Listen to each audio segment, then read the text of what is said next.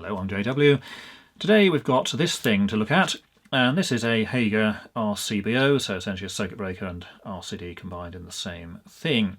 Now this was sent in by Ian, who says that when the test button was pressed, that's that little tiny blue thing on the front there, rather than it just tripping off as you would expect, there was a loud bang and a big blue flash, so clearly something's gone horribly wrong inside. Now we'll take this apart shortly.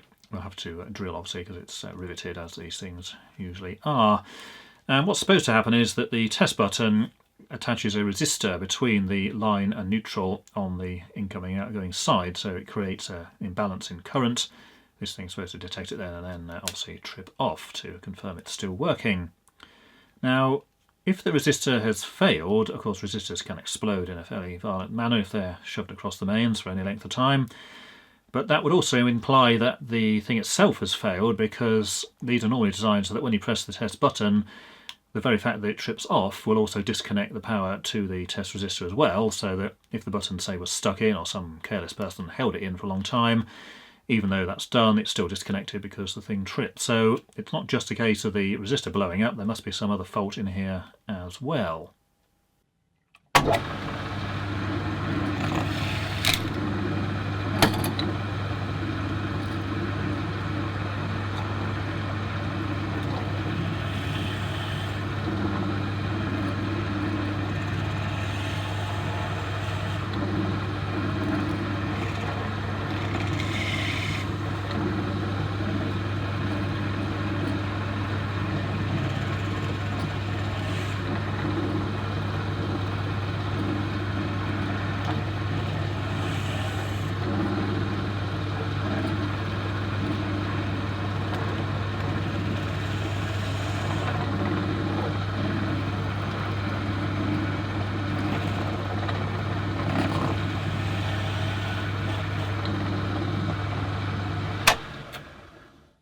So now those tiresome rivets have gone away, we can just pry these out. They should pretty much just fall out, and then we can see what is contained inside. Now we've obviously seen circuit breaker things before, and I don't expect this one to be majorly different in that regard. But of course what we're interested in here is what's actually gone wrong with the testing button, and obviously whatever is connected to that. So that's the last of the rivets there. They're quite soft, they're presumably aluminium or something similar. As you can see, they're quite bendable, and they also cut relatively easily as well. So I think we'll just remove these leads as well because they're just getting in the way, so we'll just crop those off. That'll be the neutral there, the black, and the white one is the functional earth connection. I'll just also remove this clip here because it's presumably holding the two parts of the case together, so we'll just pop that off there. Just a little spring there to go with that. Now this has got a line here, so if we open it with this part down, hopefully the contents won't actually all just fly out and make a horrible mess.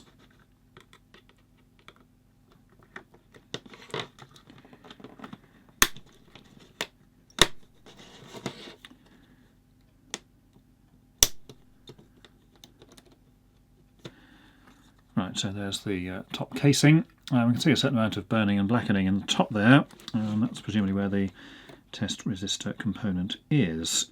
That's just a little cover there, and again on the back of here we can see a considerable amount of blackening as well, so obviously something has gone wrong in there, which of course we already knew anyhow. That is the test button itself, and that's where most of that blackening is located. So first of all then is the test button. And this is the button here, which would just press in, and this is just making a contact between the two wires or two contacts inside here. So I've got this yellow wire which goes off to the top there, and then of course the other one presumably just goes through to the back on there. And we can see there's a significant amount of blackening and burning on the reverse side of that. It's just a little cover which goes over the front of the button like that. And the button itself has a certain amount of blackening and charring, as does the bit underneath here, so clearly a significant amount of current has passed through here.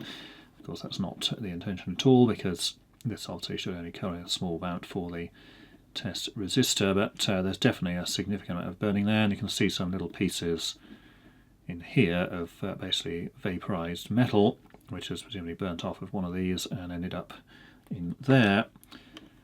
Just see if we can scrape that. Yeah, it does actually appear to be fused to the plastic, so that got hot enough to melt the plastic, and so it's probably bits of the contacts which have basically vaporised off and condensed there. So yeah, we can see underneath there actually the bottom of that contact is pretty much totally ruined. Yeah, there is the button, and I see it's in a bit of a sorry state. You can see little balls of what's been melted or vaporised metal coming off on both sides of that. So looks as if that was connected across basically as a dead short, because a significant amount of energy has gone in and destroyed that. Right, here's the actual way that this operates. That's its normal position back here. The contact on this yellow wire here goes in at the bottom, so that basically forms the contact on the lower edge of the button there, and as it goes through, you see it will actually press against the copper on the back here, so that top piece is essentially the other contact, so it's just going across like that and pressing onto the copper here, and that one is actually part of the rest of the assembly there, so that goes all the way down to the bottom and across to the actual RCD contact, or the MCB contact here at the bottom. So that is basically the arrangement for the switch.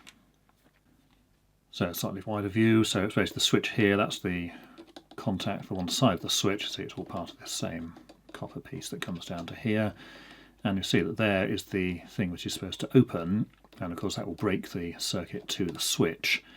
This is currently in the open position, that's the incoming terminal down here at the bottom, so in normal operation it causes the imbalance.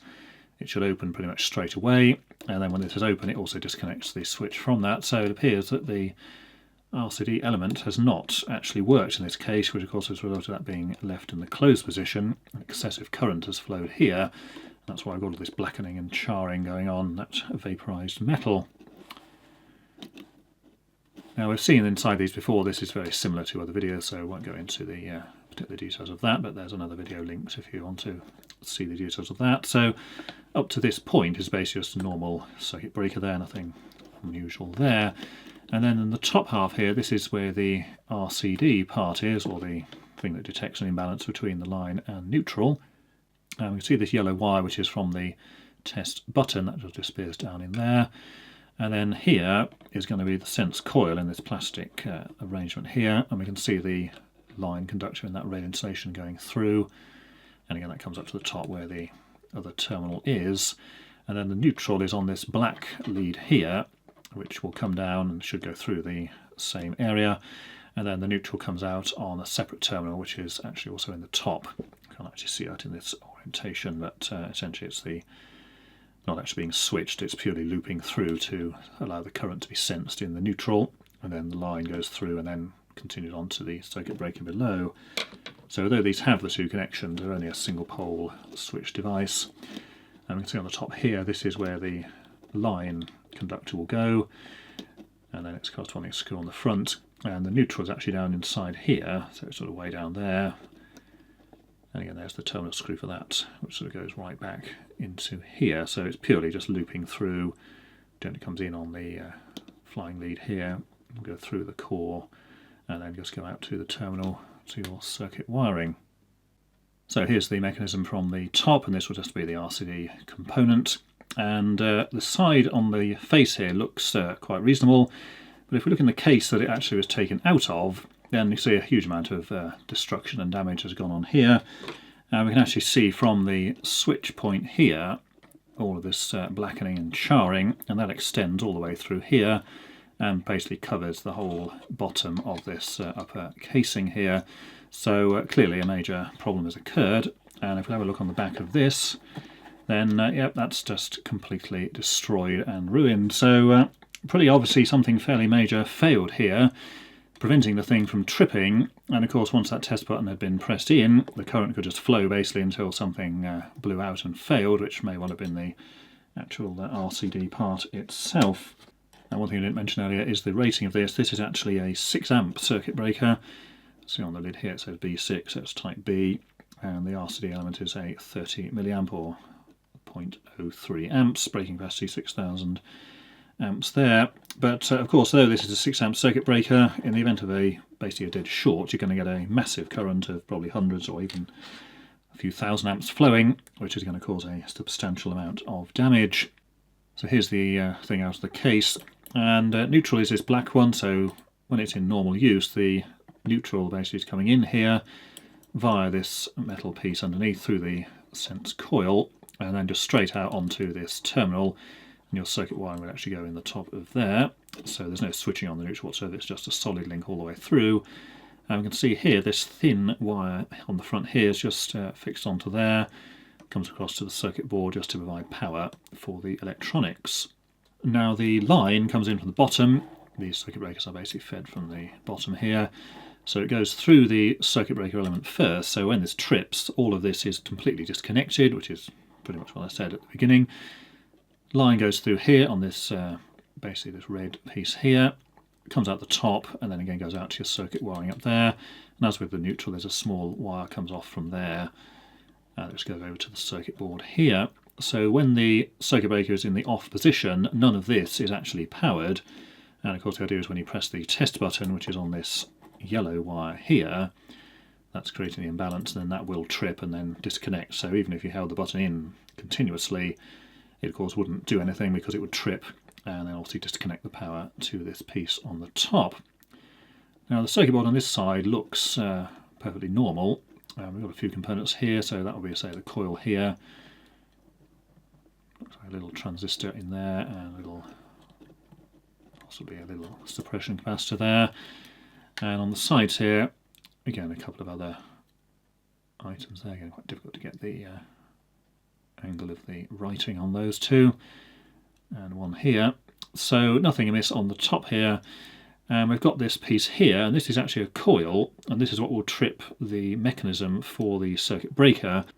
And see on the top there, there's the sort of metal piece inside, so when that moves and presumably presses downwards against another pin from the bottom, that just trips the mechanism below. Now the back of this unfortunately is totally wrecked, and we can't make out any of the markings on the chip, but it appears we've just got this single one here, which presumably would do all of it. It's probably a custom chip for this application, and then just a small number of other passive components around the side. So we can only assume the failure mode here was that the actual RCD element here failed, either one of these broke or some other misfortune occurred. That may have occurred days, weeks or years before the test button was pressed, and then of course when this was pressed, rather than it disconnecting the circuit, it basically created a dead short between the line and neutral, and most of that huge amount of current was dispersed through the circuit board and the switch, and of course that's where your big bang and big blue flash would come from. And ultimately what will have disconnected it will be the circuit breaker element, purely due to the fact that there's going to be a massive amount of current going through this coil, causing the pin on this one to operate and of course trip the mechanism. So that's what happens when things go wrong, and Hager is a decent manufacturer of these things, and of course failures like this are presumably fairly rare, but of course failures can occur with anybody's stuff, and in this case certainly did. But note that although the insides were ruined, this casing is pretty much unmarked on the outside, and you wouldn't actually know there was a problem unless of course you had actually been there pressing the test button. And that's pretty much as designed, because you don't want any kind of explosions to come out and cause injury. You want it to be completely contained inside, which is exactly what's happened here. So although it has failed in a safe way. Now if you want to send in stuff yourself, if you've got some things you want to have taken apart or maybe interesting, then please do. You can find details for that in the description to this video. But until next time, thanks for watching.